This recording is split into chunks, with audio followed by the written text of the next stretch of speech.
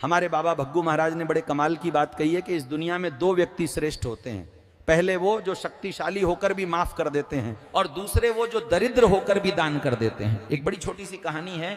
एक गुरुकुल में 30 शिष्य पढ़ते थे। उनमें से एक शिष्य जो था, उसकी बहन की शादी होने जा रही थी और उसे छुट्टी चाहिए थी।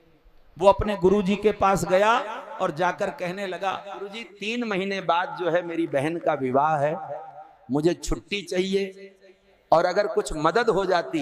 वो बात बात में कहने लगा कि शायद कुछ गुरुजी अपनी ओर से मदद कर दें। गुरुजी ने उस बात को आई गई कर दिया, टाल दिया। जब शादी की जो तारीख थी, तिथि थी, वो पास आने लगी तो गुरुजी ने उसे बुलाया और कहा, बेटा छुट्टी चाहिए, चले जाओ और एक किसी शिष्य को ले जाओ अपने साथ, ताकि तुम्हारी मदद करेगा, तुम्हारे किसी मित्र को ले जाओ। उसने कहा ठीक है गुरुजी। फिर से उसने वो कहा कि गुरुजी कुछ मदद हो जाती है।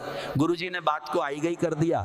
जब दोनों शिष्य निकलने लगे तो गुरुजी आकर कहा, ये 5 अनार ले जाओ, यात्रा में काम आ जाएंगे। दोनों शिष्य निकल गए।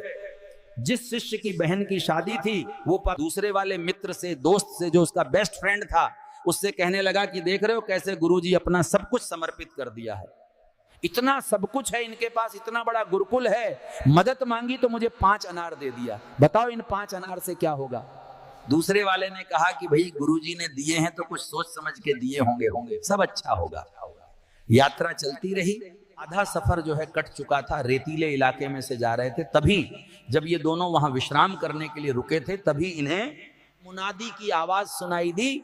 राजा का एक व्यक्ति आकर के ढोल बजा करके चिल्ला चिल्ला करके कह रहा था कि क्या किसी के पास में अनार हैं। दोनों शिष्य जो थे एक दूसरे को देखने लगे और सोचने लगे अनार तो हैं।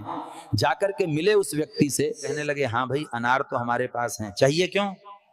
उस व्यक्ति ने बताया कि राजा की बेटी बड़े दिनों से बीमार है और वैद्य जी ने दवाई दी है जिसे अनार के जूस जो रस होता है उसके साथ ही दी जा सकती है।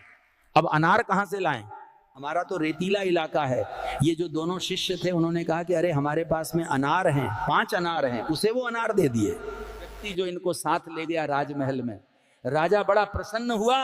राजा ने बुलाया और बड़ी आओ भगत की, बोले वाह कमाल हो गया, मैं तो सोच रहा था कि मेरी बेटी अब बचेगी नहीं, लेकिन ये अनार पता नहीं कहां से प्रभु कृपा से यहां तक पहुंच गए। आप दोनों पता नहीं कैसे यहां पहुंचे, सफर में मिल गए, सब कुछ ठीक हो गया।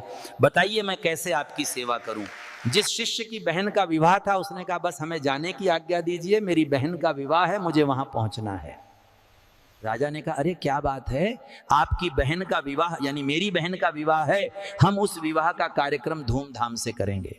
अब आप चिंता मत कीजिए, आपने मेरी बेटी का जीवन बचाया है।